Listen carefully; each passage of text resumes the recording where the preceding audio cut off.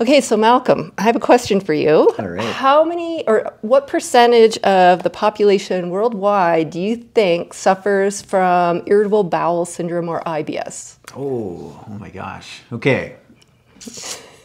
Well, I'm going to go very conservative, very low, because I know a lot of people do experience digestive distress. Right. Probably hasn't been diagnosed, and there's so many different diagnoses. So 5%? Well, it's actually 10. 10? And Canada actually is a leader worldwide. We're higher at 18%. So for some reason, I don't know why, Canada has the highest rate worldwide. Really? And, you know, some people might not think that that's such a big deal, but it actually on average takes about 4 years to get to a diagnosis, all of which time people are not feeling great, right? Yeah. And then even when they get that diagnosis, there isn't a heck of a lot that doctors can offer them, right? Oftentimes they're told like, okay, here's this restrictive diet and off you go, right? Yeah. Wow. And unfortunately it gets worse.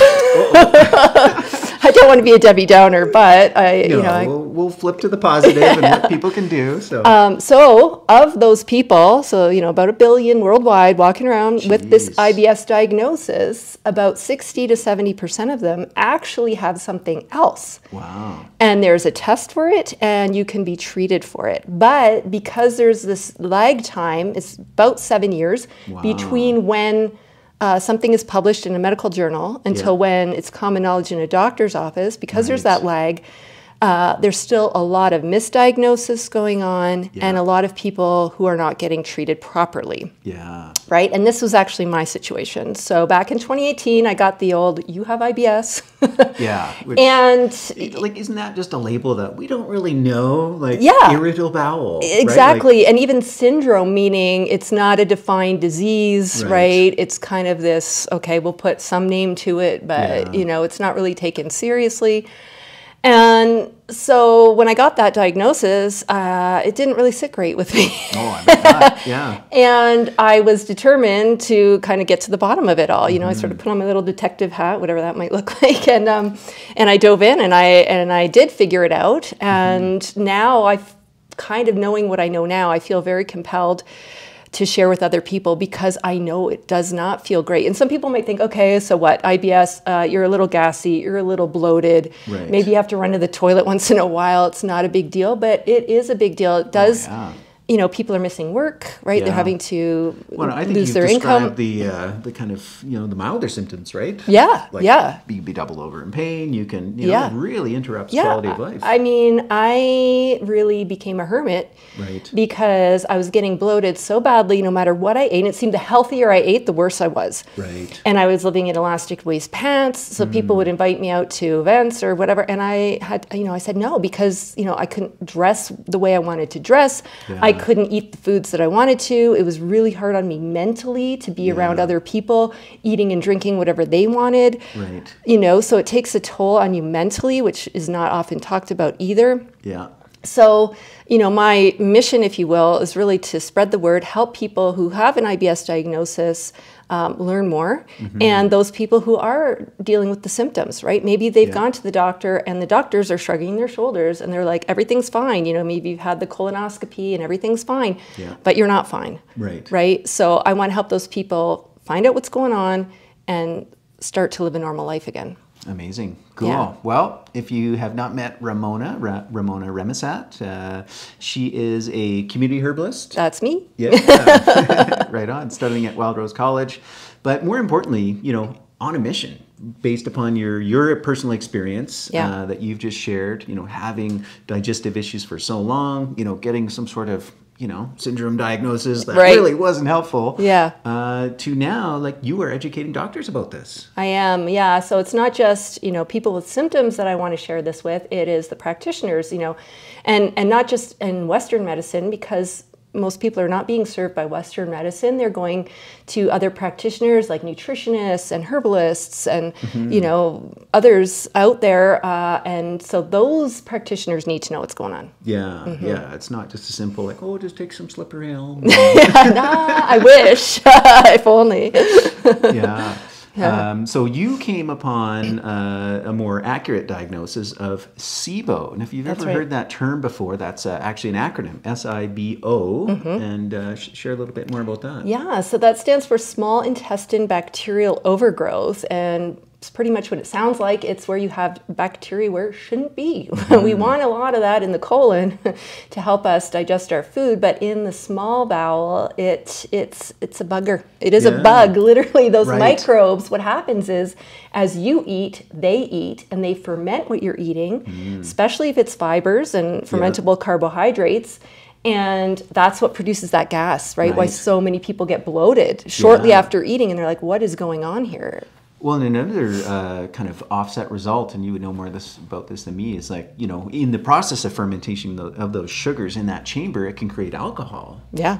And so you could literally be drunk, or you could blow over, you know, in extreme cases. In extreme, and you know, it's funny you say that, but there is that mind-gut connection, right? So some people don't always present with GI symptoms, but they're like, I'm so brain foggy, right? They're like, I can't remember anybody's name. I'm, you know, I'm trying to think of a word and it's not coming to my mind.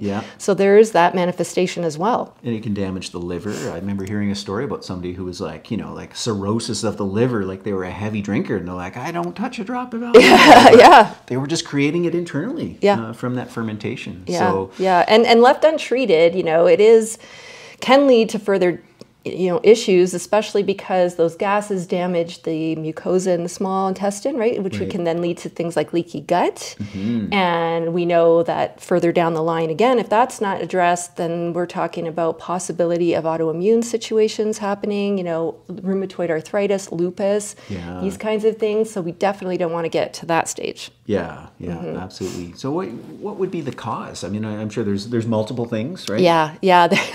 There are, and that's the key point, though. I'm glad you raised that, because it's not a disease in and of itself. It is caused by something else.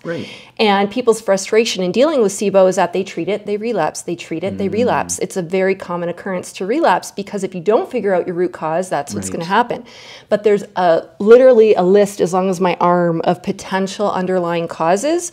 There is one thing that is the main cause in most cases, which I will touch on at the talk, but yeah, so you really need to kind of examine. It could be structural. Maybe you've had an operation and that's messing things up in there, right? It could be certain medications that you're taking, right? So there's sort of these different areas that need exploration in determining the underlying cause. Right. So, you know, my mind, when you said, like, okay, surgeries, restructural, that kind of thing, like, because oftentimes, you know, people might get a section of their bowel removed, right?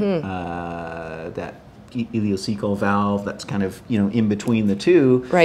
Maybe that's taken out. I don't know, right? It has happened. And that used to be the common thinking, that SIBO was caused by bacteria backflowing from the colon up into the small bowel. And that can happen. It's not the main way it's happening now, they know, but yeah, and it doesn't even have to be a surgery as major as that. It could be you know, taking out your appendix, a woman who's had a hysterectomy.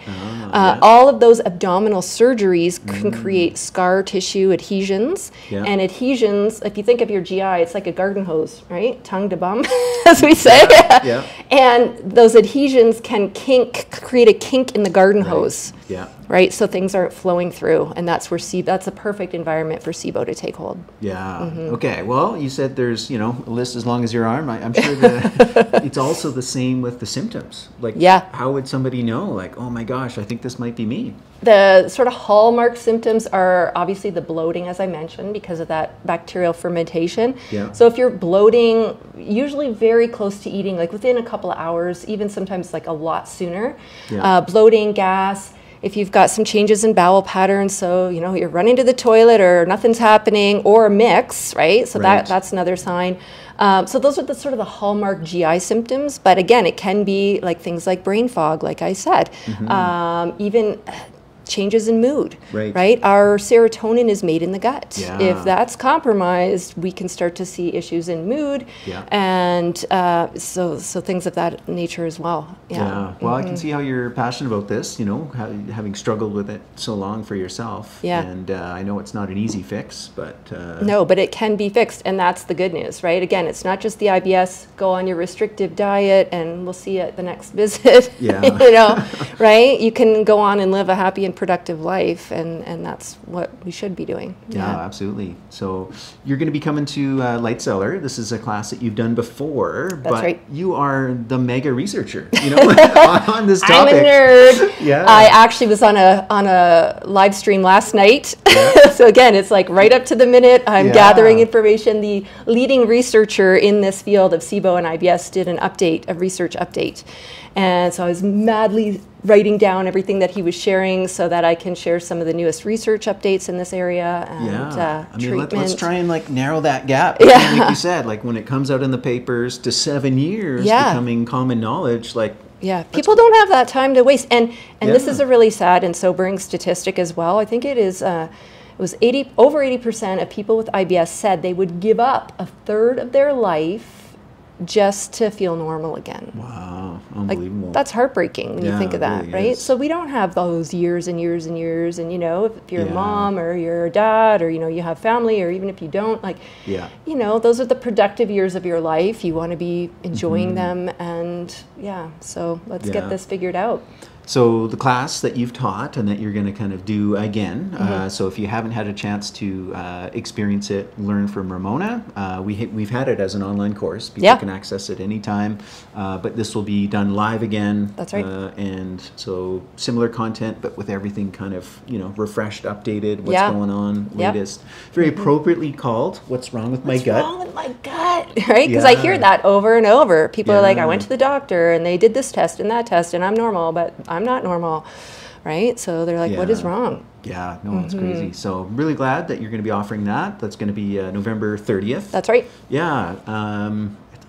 It's off the top of my head. I must be on brain fog. No.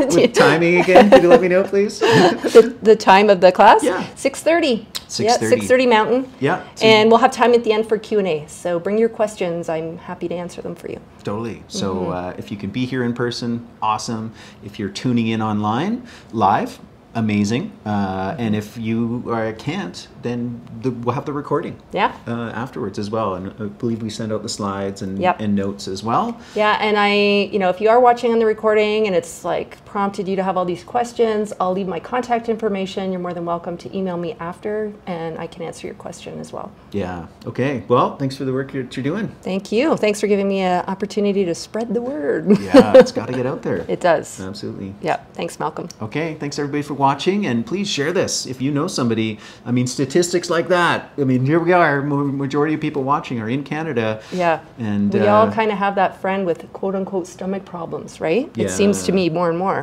Yes, I know. So this is invaluable. You could absolutely change your life with this. So totally. Yeah. Okay.